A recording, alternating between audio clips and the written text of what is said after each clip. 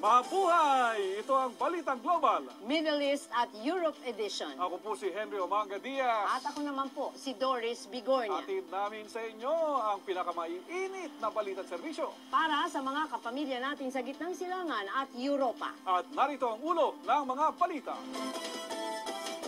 Pinoy driver na 7 taong inabuso ng amo sa Riyadh, nagreklamo na. Mga kababayan agad sumaklolo. Mga estudyante at magulang sa Alcobar, Saudi, magkaiba ang pananaw sa K-12. HD Quality Kapamilya Shows. Mapapanood na sa Qatar gamit ang Internet Protocol Television o IPTV. Nike nagbenta ng Pinoy basketball jersey sa Barcelona, Spain. At